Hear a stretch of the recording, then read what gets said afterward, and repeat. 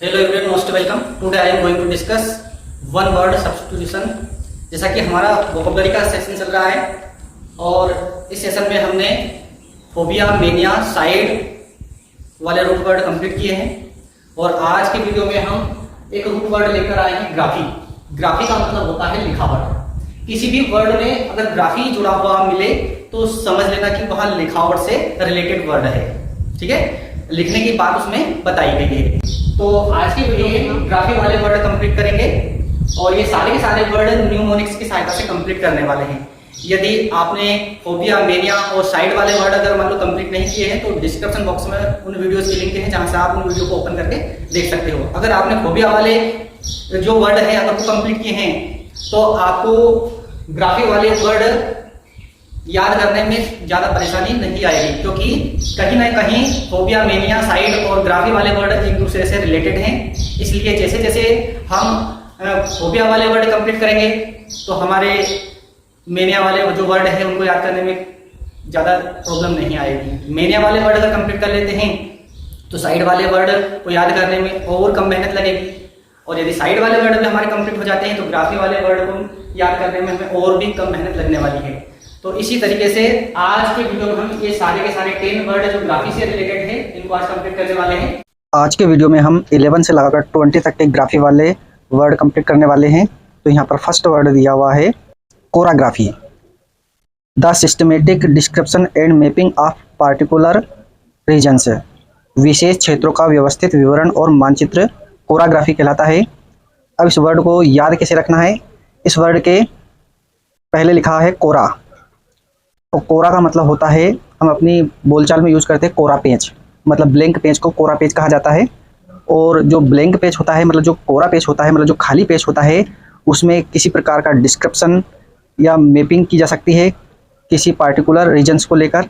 तो इस टाइप से हम इस वर्ड को याद रख सकते हैं। और इसमें ग्राफी वर्ड जुड़ा हुआ है तो ग्राफी का मतलब होता है लेखन, चित्रण या लिखना। तो इस टाइप से इस वर्ड को याद रख सकते हैं। कोराग्राफी का मतलब होता है the systematic description and mapping of particular regions, मतलब विशेष क्षेत्रों का व्यवस्थित विवरण और मानचित्र। नेक्स्ट वर्ड है क्रोमेटोग्राफी। क्रोमेटोग्राफी का मतलब होता है a technique for the separation of a mixture into its components, मतलब मिश्रण को उसके घटकों में अलग करने की तकनीक क्रोमेटोग्राफी कहलाती है।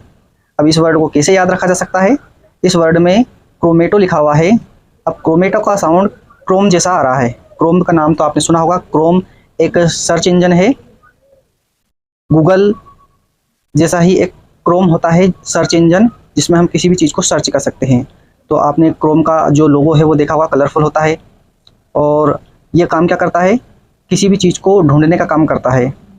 तो हम इस वर्ड को ऐसे याद रख सकते हैं कि जैसे कि मान लो ये जो क्रोम है ये किसी मिश्रण से उसके घटकों को अलग करने का काम करता है। ठीक है, तो क्रोमेटोग्राफी का मतलब होता है a technique for the separation of a mixture into its components. Next word है कॉस्मोग्राफी। कॉस्मोग्राफी का मतलब होता है branch of science that deals with the general features of the universe including the earth, अर्थात ब्रह्मांड व विश्व का सचित्र विवरण कॉस्मोग्राफी कहलाता है। अब इस वर्ड को कैसे याद रखा जा सकता है, यहाँ पर इसमें कॉस्मो जुड़ा हुआ है तो कॉस्मो ब्रह्मांड या विश्व से रिलेटेड वर्ड है।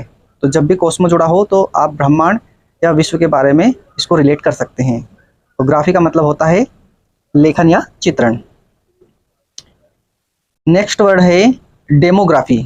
Demography statistical study of human population, मतलब जनसांख्यिकी बोलते हैं इसको। अब देखिए इसमें डेमो लिखा हुआ है, एक रूट वर्ड आ रहा है डेमो और दूसरा है ग्राफी। तो डेमो वर्ड जनसंख्या के लिए यूज होता है, पॉपुलेशन के लिए यूज किया जाता है। किसी भी वर्ड में अगर डेमो जुड़ा हो तो समझ लेना वहाँ पॉपुलेशन की बात हो रही है। और ग्राफी का मतलब आप जानते हो लेखन या चित्रण। तो इस टाइप से इस वर्ड को याद रखा जा सकता है। डेमोग्राफी मतलब statistical study of human population, मतलब जो जनसंख्या है उसका स्टैटिकल अध्ययन करना डेमोग्राफी कहलाता है। नेक्स्ट वर्ड है एपिग्राफी। एपिग्राफी का मतलब होता है पूरा लेख, द स्टडी ऑफ इंस्क्रिप्शंस, मतलब पूरा लेख बोलते हैं इसको। देखिए इसमें एपी लिखा हुआ है और एपी का साउंड लिपि जैसा आ रहा है। और लिपि क्या होती है? कोई चीज़ को लिखने के लिए जो हम आइकॉन्स का इस्तेमाल करते हैं उसको लिपि बोलते हैं। तो यहाँ पर एपी को हम लिपि से रिलेट कर सकते हैं और लिपि का मतलब होता है लेख और ग्राफी का मतलब होता है लेखन या चित्रण। तो इस टाइप से इस वर्ड को याद रखा जा सकता है। एपीग्राफी मतलब द स्टडी ऑफ इंस्क्रिप्शंस मतलब पूरा लेख। नेक्स्ट वर्ड दिया हुआ है यहाँ पर इथेनोग्राफी।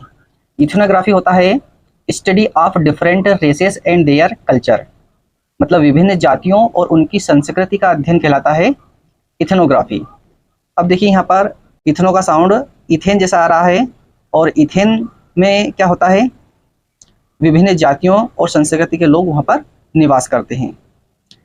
तो इस टाइप से इस वर्ड को याद रख सकते हैं। इथेन मतलब एक कंट्री को हम रिलेट करेंगे और ग्राफी का मतलब होता है लेखन या चित्रण।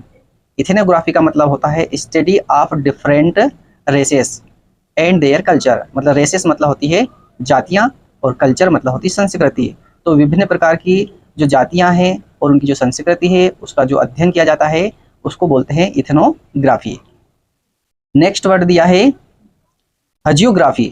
हजियोग्राफी का मतलब होता है the writing of the lives of saints और a biography that treats its subject with undue reverence, मतलब संतों के जीवन का लेखन हजियोग्राफी कहलाता है।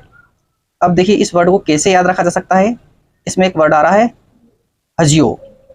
हजियो का साउंड हज जैसा दिख रहा है।